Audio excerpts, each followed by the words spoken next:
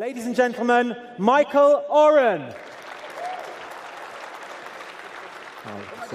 of those things? No, you can speak. I speak right from here. Good afternoon, everybody. Wow, OurCrowd. What an exciting gathering. What an exciting gathering. So I've been given the interesting assignment of talking about the press conference and meeting yesterday between Prime Minister Netanyahu and President Trump and how it impacts foreign investment in the state of Israel. Okay? That sounds like an obvious connection. So let's cheat. Let's connect a few dots, because actually it's a very intriguing and compelling question. For those of you who watched the press conference yesterday and have a bit of an historic memory, you may have noticed a slight nuance of difference in the emphases. I am a member of the government. I am prohibited from advancing sales of my most recent book. It's called Ally. It's now available at famously reduced prices. But you may have noticed that the word ally was used both by the president and the prime minister multiple times yesterday. And it is the first time I've heard use of that word in the Oval Office that publicly for quite a few years.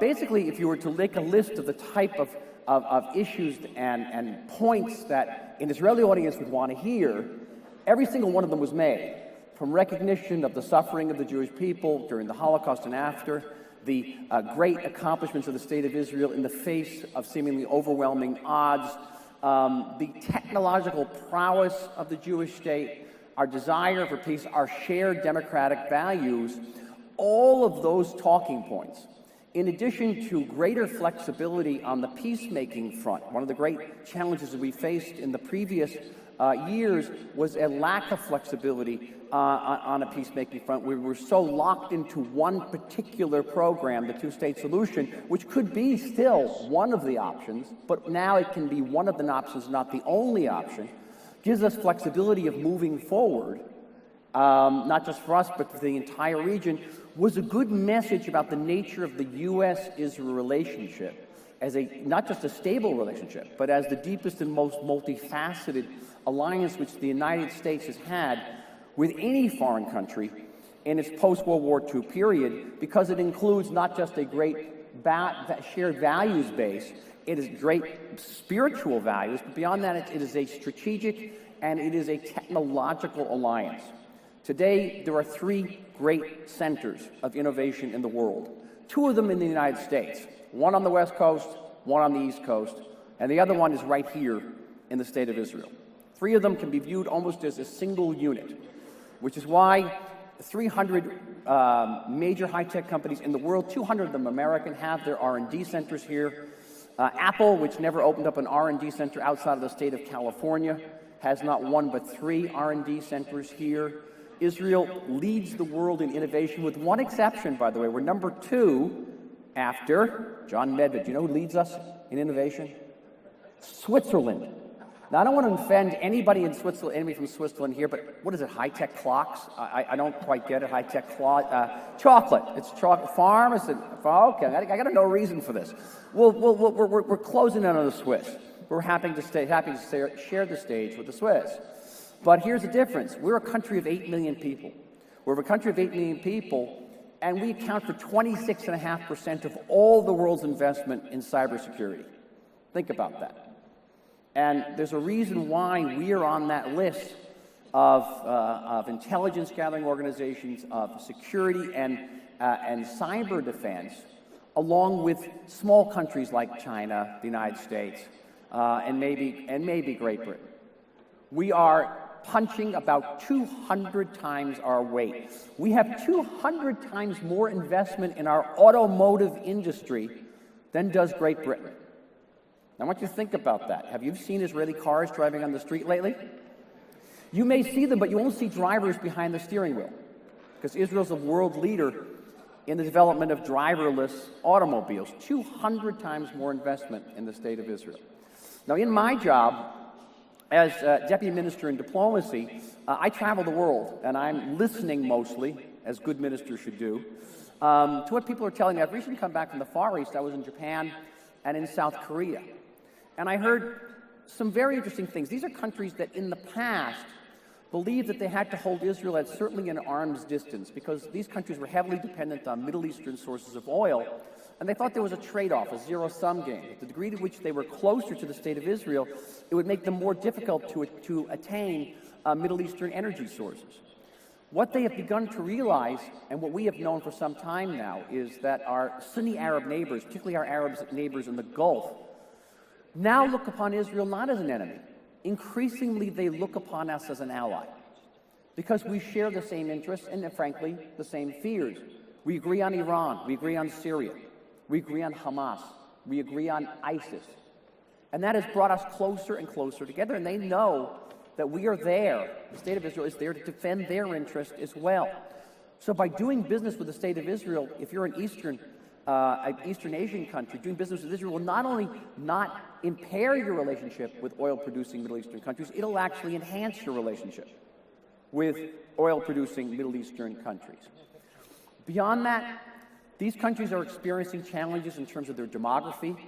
They're not quite on the replacement level. Israel, by the way, has the highest natural increase rate of any industrialized country in the world. We have 3.4 kids per family. You need 2.4 just to stay at 0. I know, because I was the 0.4 kid in my family. Japan, Korea, about 1.2. And to make up that gap, they can make it up with one thing. They can make it up with technology. We have the technology. We are the answer for these countries. Israel has the advantage of, sometimes we refer to it as jokingly as TNT. Technology and terror, anti-terror. Israel, unfortunately, has amassed the world's greatest experience in fighting terror. And that same terror is threatening enlightened countries around the world, and we are there to help. We are there to help in Europe. We're there to help in the Far East. And everybody knows it. Everyone wants our technology. Everyone wants our defense capabilities. Now, this brings us back to what's happened between the Prime Minister and the President yesterday.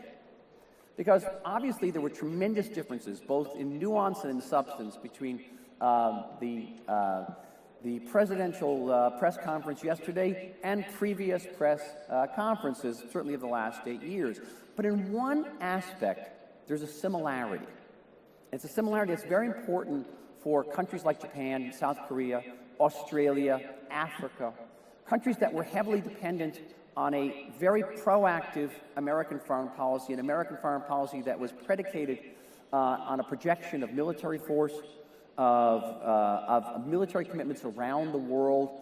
And though President Obama and President Trump could not be more different in so many aspects, both of them are taking note of a growing pattern within the United States to turn inward. As more Americans are saying, well, why should we care about the South China Sea when our school system is not what it should be, our infrastructure is not what it should be? And that is having an impact not only on presidential politics, but also on Congress. There, too, Israel becomes increasingly important. There, too, Israel, which is readily listed as the 7th or 8th most powerful country in the world, with an army that's more than twice as large as the British and French armies combined.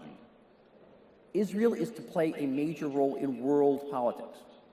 The United States will always remain our principal ally in the world. There is no substitute for a country that shares our values, which is overwhelmingly pro-Israel, which grants us now over the next decade, as a result of an agreement signed with President Obama, the largest military aid package in U.S. foreign policy history, nearly $40 billion. There's no substitute. And frankly, there's no substitute for America, for Israel, a country which is one of the few countries in the world that you can count on one hand, folks, that has never known a second of non-democratic governance, which is a technological and military powerhouse, and which remains unabashedly, unequivocally, unreservedly pro-American. There's no substitute for that.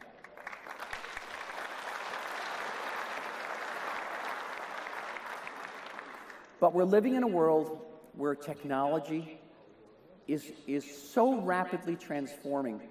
10 years ago, 6 of the 10 leading companies in the world were energy companies. Today, only 1 out of the 10 leading companies in the world are energy companies. All the rest are high-tech companies.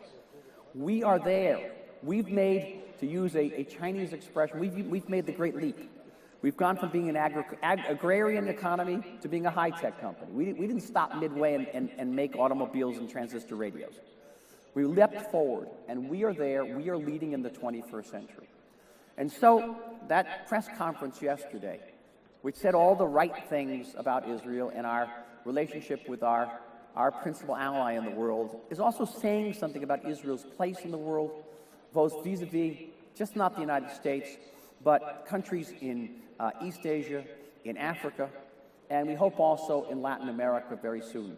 Israel is exquisitely well placed to be a world leader in the first half of this century. And our crowd, all of our crowd, are greatly honored and greatly excited to be a part of it. Thank you all. Well.